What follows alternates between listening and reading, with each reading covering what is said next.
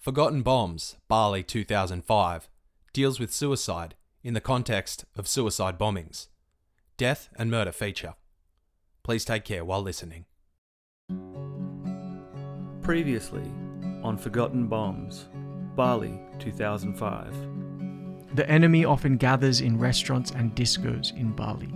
A mass attack on the enemy is more possible there than elsewhere in Indonesia. When Mum said that we were probably going to go to Bali, I do remember saying to her, I don't think it's a good idea. There was a terrorist attack there. What if that happens? I remember hearing an explosion and my instinct was to get under the table. The perpetrators will become martyrs. They will go to the targets and not return.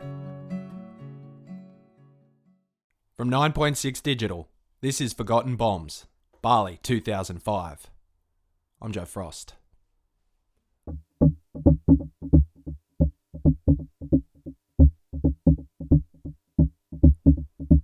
I was face down in the sand.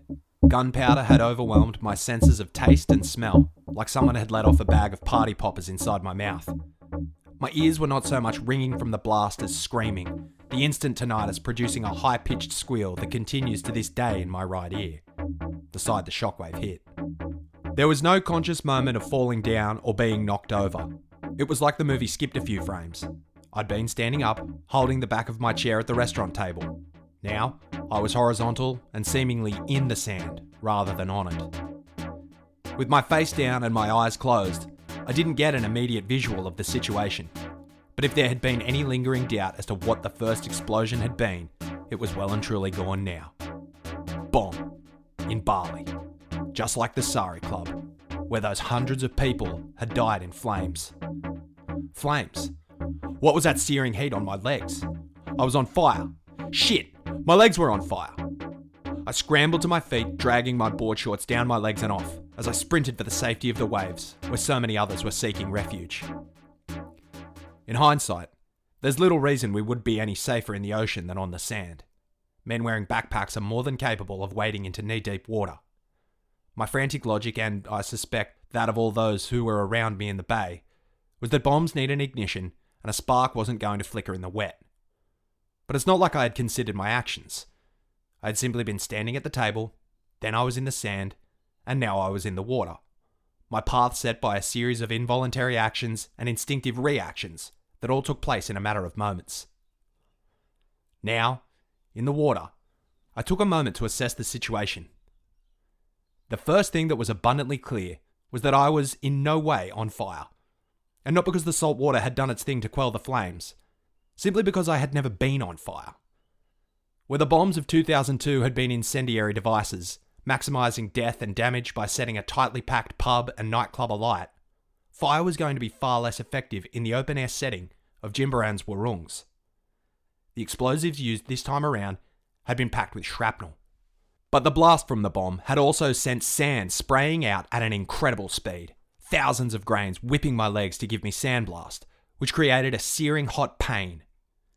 So there were no burns on my legs, but my pasty thighs and calves were on display from the tip of my toes all the way up to the bottom of my groin-hugging tighty-whities. They were actually coloured black, but not a flattering pair of undies regardless. Going back to retrieve my board shorts from the debris was not an option. What if this, whatever this was, wasn't over? Had the bomb been planted under our table? There were a lot more tables up on the beach. What if there were more bombs under them? After what had just happened, the tables on the sand looked to me like dozens of enormous landmines. No, those boardies were gone. What's more, my shirt had been ripped apart by the blast, so all I was wearing was a pair of Reg Grundies and a tattered rag that had formerly been a button-up shirt from the op shop. What followed was the scariest hour of my life, and I was half naked. Cool.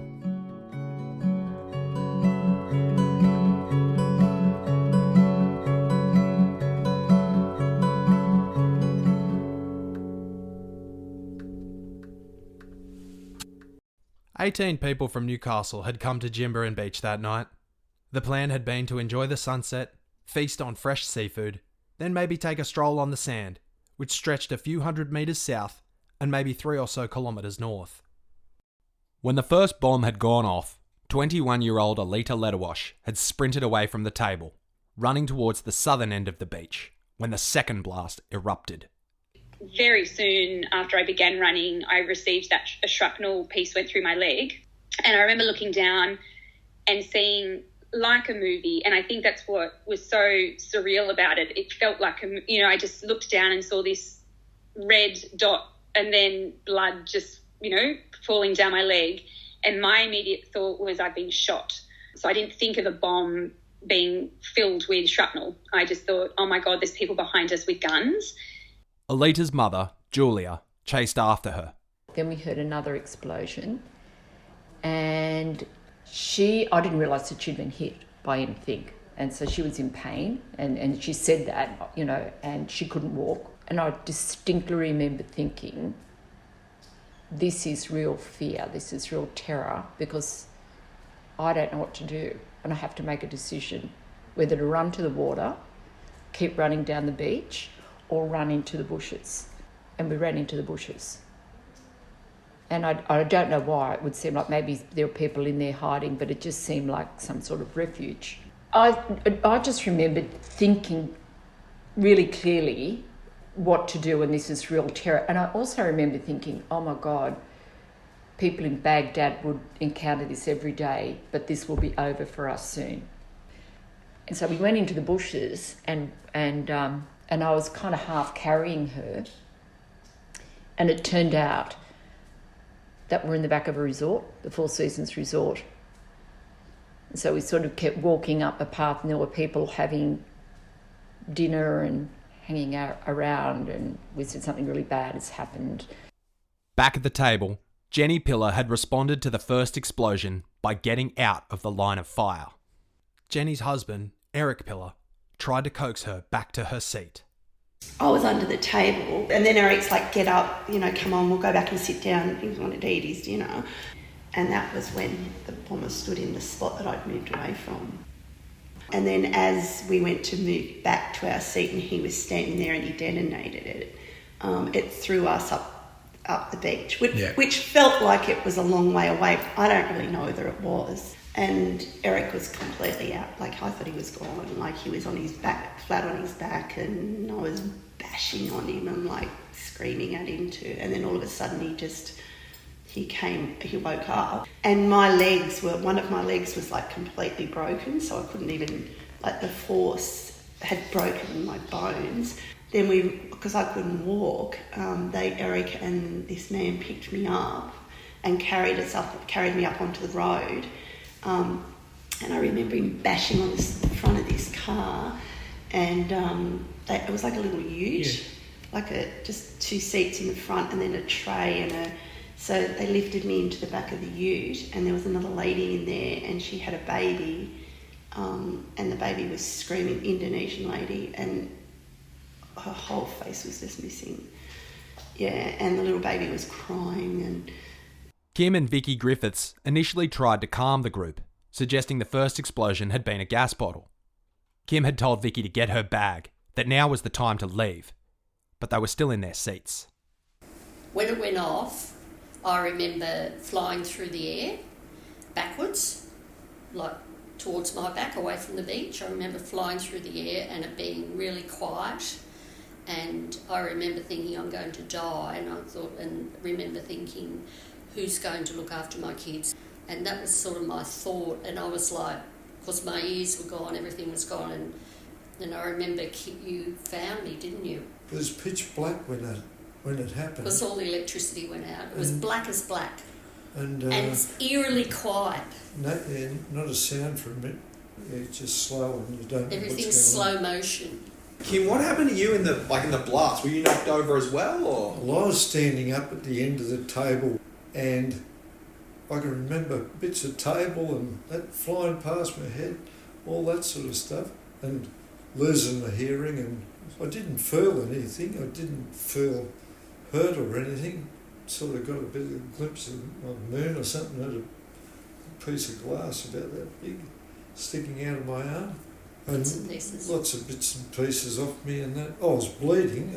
Had Blood everywhere, blood yeah. on my shirt and coming through my shirt and that. But I was more concerned about Vicky. Once I got her in the light, I said, oh my goodness. And I said, oh, it's not too bad. Having found one another, Kim and Vicky ran towards the water before a local man came to their aid. Vicky said, we don't know if you're one of them or something. Yeah, I was a bit hesitant to go with him.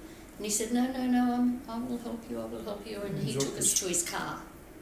Yes. And he said, I'll take you to the hospital. And we said, no, they'll blow up the hospital next. We were so terrorised that we thought, oh, it's just going to be another series of bombing. You know, they've done this one, they've done that one, they'll do another one, and they'll probably hit the hospital. And so I was like, no, just take us back. And I wanted to check on the boys too. We should have helped someone, stayed and helped.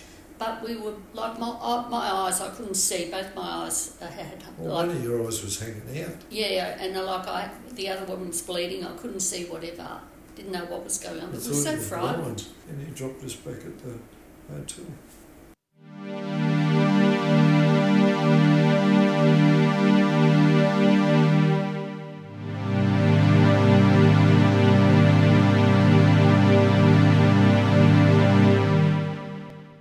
Alita Letterwash is my oldest friend in the world. I have photos of the day we met, she at 11 months old, peering down at me in my hospital crib just hours after I was born. We grew up together. We are family.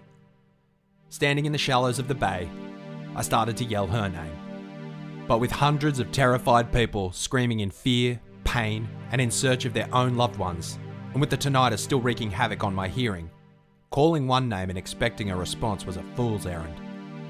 And yet, among the cacophony, I heard a familiar voice calling that same name. Alita! I splashed out of the shallows to find Dietmar Letterwash, frantically calling for his oldest daughter. He grabbed me and we hugged. Those bastards, he exclaimed.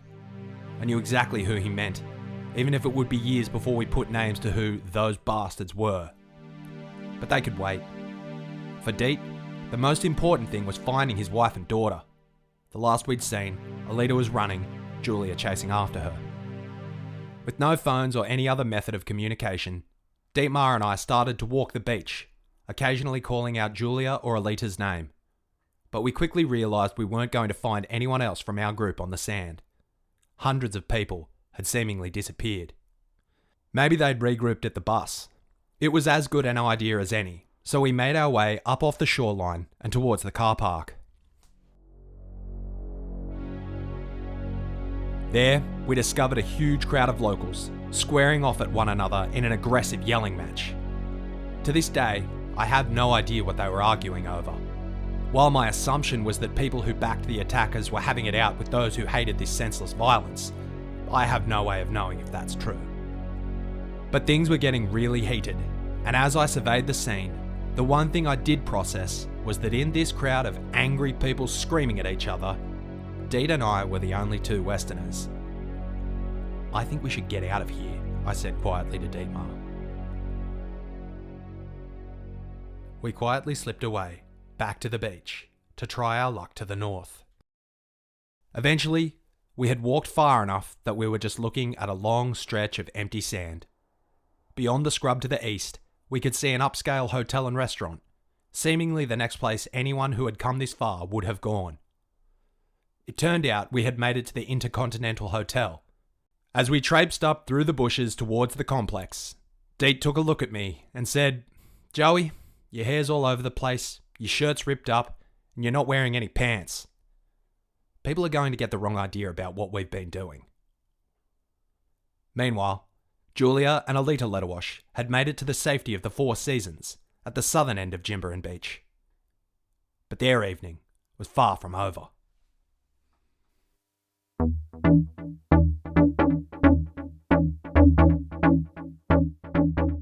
They must have shown us where to go because it was kind of like a first aid centre in a big resort.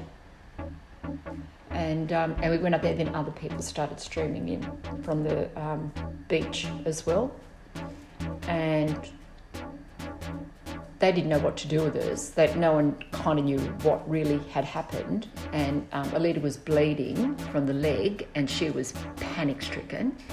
And then someone offered to drive us somewhere, like in a four-wheel drive. She looked at me like, can we trust this? And we didn't know what else to do. We had no phones or anything like that. And so we got into this four-wheel drive and just trusted. And they took us to Kuta, to a medical centre. I forget the name of it. When we went into the medical centre, there were a lot of people there because what I found out later, a bomb had also gone off in Kuta. So there were all those people coming from the other two venues in there. And that was quite surreal. They put a leader on a bed, but I was looking around and I think I was in kind of disbelief. I do remember thinking it was like a TV show because from my memory there were white tiles and that on the floor, but there was blood everywhere. And I went out, left her on that bed, went out to another room and there were dead bodies everywhere, lined up, and families coming in and wailing over them. And I remember just still thinking it's kind of like a dream that you're going to wake up from. Alita also remembered the distraught families before her attention turned to the seriousness of her own injury and a troubling rumour that had started to circulate in the hospital.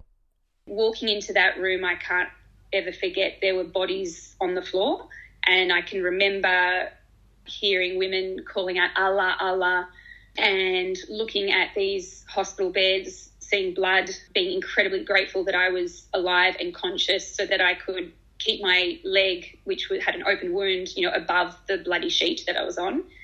And then when there was, rumours going around that shrapnel was poisoning arsenic and you're all going to be poisoned, I just wanted my leg off. So I remember calling a Balinese doctor over saying, can you chop my leg off? And my mum, thankfully, was nearby and heard that, and she said, no, don't do that. Thank God. Because the look on their face, and that is so, what an incredible experience, like to say to someone, can you chop my leg off? And for them not to just be like, don't be silly, for them to look at you with like, okay, are you sure? That's really confronting because you've got to really think, okay, I'm the one making the decision here. But at the time, knowing that I was alive, it didn't seem like that big a decision, it just kind of like, well, if there's a chance of this poisoning me, then it makes sense just to lose a leg. Anyway, the decision was to try to cut out the shrapnel, which was a much better decision. However, in doing that, I remember being wheeled into this room and there was gloves that were covered in blood that they were just washing and then pegging up on a line to dry.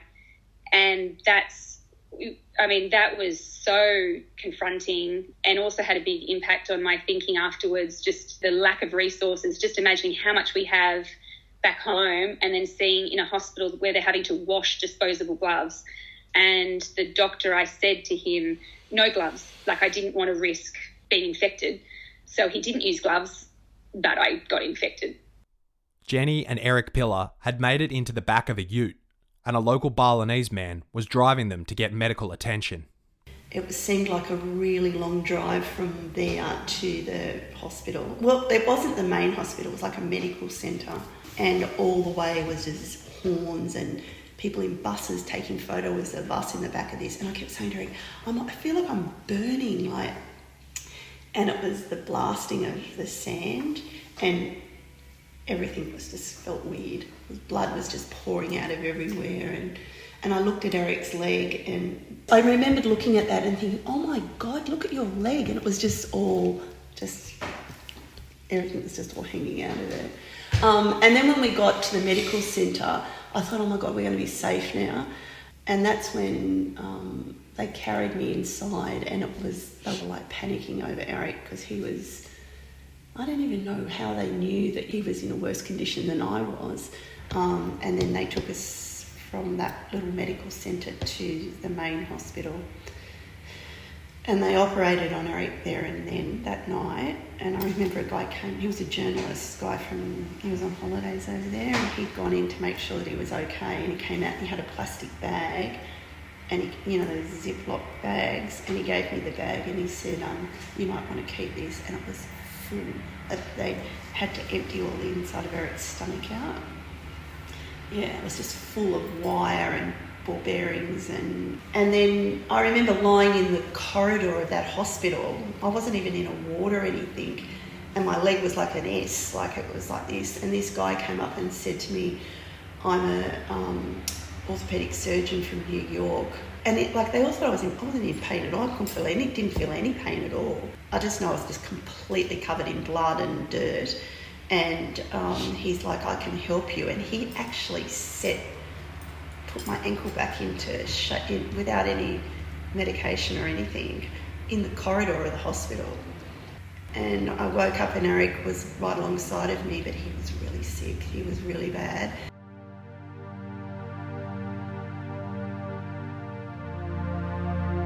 Back at the hotel, my parents, Adam and Margaret Frost, had been enjoying a quiet evening, maintaining an adult presence around the younger kids, although doing their best to remain inconspicuous. When I said to Dad, do you mind if we don't go out for dinner? A lot of the other parents then came and said, well, actually our kids, the younger kids don't really want to go. Can you keep an eye on them? And we said, yeah, sure, So that's probably why a lot of the younger kids didn't go. But the younger kids then went across the road to the Bubba Gump fish restaurant. So what we did, Dad and I went down, there was a little restaurant at the bottom of the driveway of the hotel. And we went down there and had dinner. And we could sort of see the kids across the road. And then all of a sudden, this voice is singing out, Adam, Adam, Adam. I thought, who are these people? I had no idea who they were. And then when they got closer, I could see it was Vicky, and she was just I thought just covered in dirt or something like that. Anyway, they came into the hotel, and Adam said, look, come on, we went up to their room, and he was sort of then trying to clean them up and just sort of assess them. And she just kept saying, we're just bleeding. We look worse than we actually are. It's because we're on, anticoagulants or blood thinners, and we're just bleeding a lot. And they did. They were really, there was a lot of blood. Vicky Griffiths. They must have got the shock of their life when they saw me because I couldn't see you. And I said, we've been in a bomb and we don't know where anyone is. She said, what about Joe? I was like, sorry, I don't know where anyone is. My father, Dr. Adam Frost. That was the worst of it for me, was between Kim and Vicky telling me and then going back to the hotel and trying to work out what was happening while you and Dietmar were missing. And you got this thought in the back of your head that, Joe and Diet could be dead, because we knew there were a lot of dead people. And I really didn't know what to do. There was no point in going out there. My mother, Margaret Frost.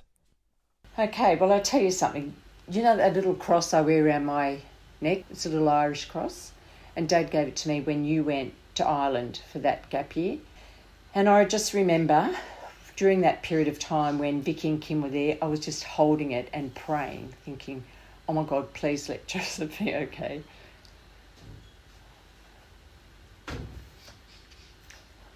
And you were.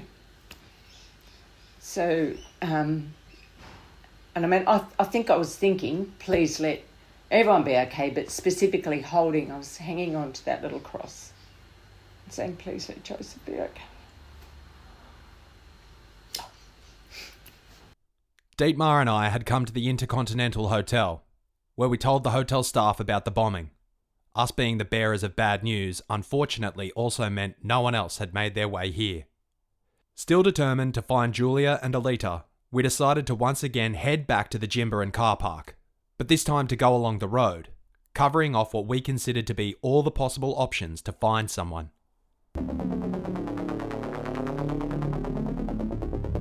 However, by now the road was swarming with military vehicles and a roadblock had been set up to prevent anyone from getting to the site of the attack.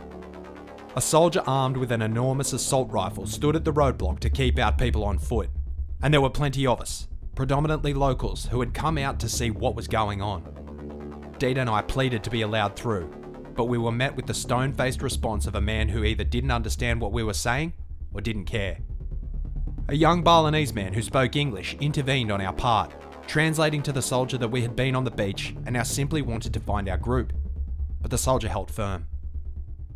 The young Balinese man instead invited us back to his home to offer us a drink of water and to assess our options. There, he broke the news to his wife that there had been a bombing. That poor young woman was devastated. She began to cry, and I assumed her grief was for the 2 infant children standing at her feet and what this all meant for them, the physical danger they were growing up in, as well as the long-term havoc this would play on the local economy. Instead, this poor woman wept for us. "I am so sorry," she said. A radio played in the background, news of the evening's events flooding the airwaves, which led to our male host asking, "Wait, did you say you were in a bombing in Kuta?" "No, on Jimbaran," I responded. "Oh no, there has been another bombing." It narrowed our next steps right down. We needed to get back to the hotel.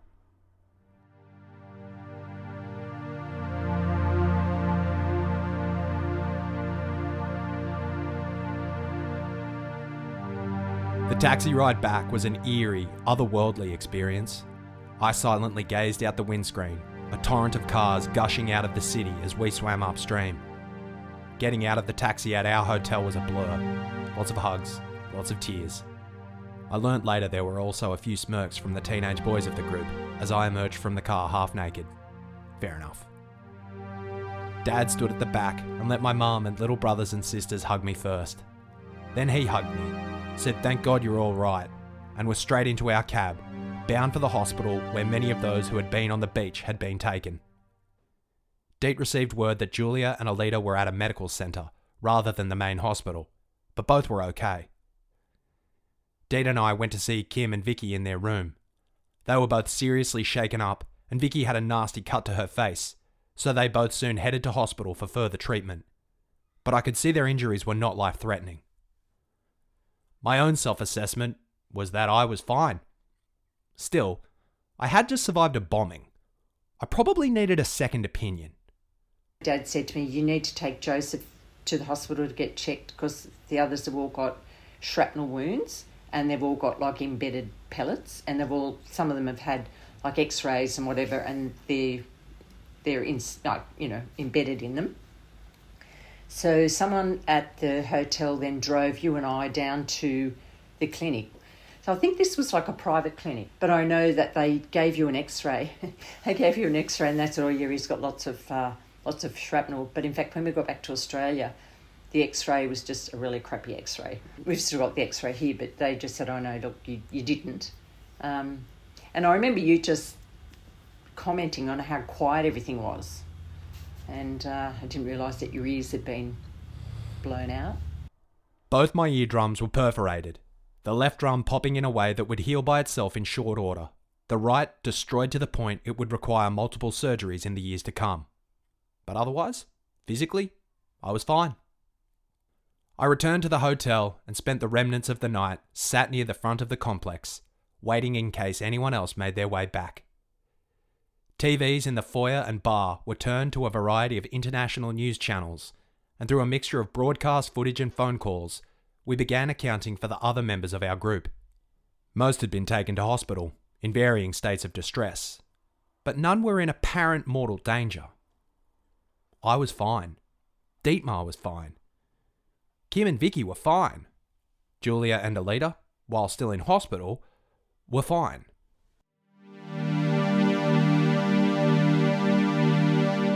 And then the boys of Sawolinsky kept saying to me, have you heard about my mum and dad? And I said, "No, I haven't."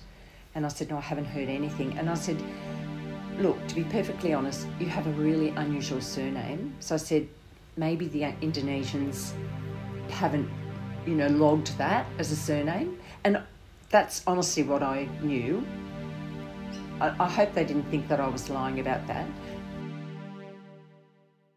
Down the road from the hotel was a car with an anti-theft device on the dashboard, a little red light blinking on and off. I stared at that light, waiting for it to inevitably turn solid red, then blow up the car and hotel. In the early hours of Sunday morning, when the car still hadn't exploded, I went to bed. Everyone was going to be okay. But to me, everything was a bomb. I soon discovered I was wrong. On both counts. Next time, on Forgotten Bombs, Bali, 2005. Fairly quiet, very, very intelligent, trained in the Philippines and also Afghanistan. A lot of credibility with his technical expertise. His bomb making was particularly his strong suit. Detainee had associations with senior members of Al-Qaeda, facilitated Al-Qaeda operations, and is assessed to be responsible for multiple bombings in Southeast Asia. So we learned everything. So all kinds of guns, ammunitions, explosive, everything about how to mixing the bomb. Forgotten Bombs, Bali 2005 is written, produced and presented by me, Joe Frost. Audio production by Elliot Beavis. Original music by Dan Flegg. For a full list of sources, episode transcripts and photos, head to our website 9.6.com.au. That's number 9, POINT, number 6. Special thanks to my family. All the thanks to Fiona. Forgotten Bombs is a 9.6 digital production.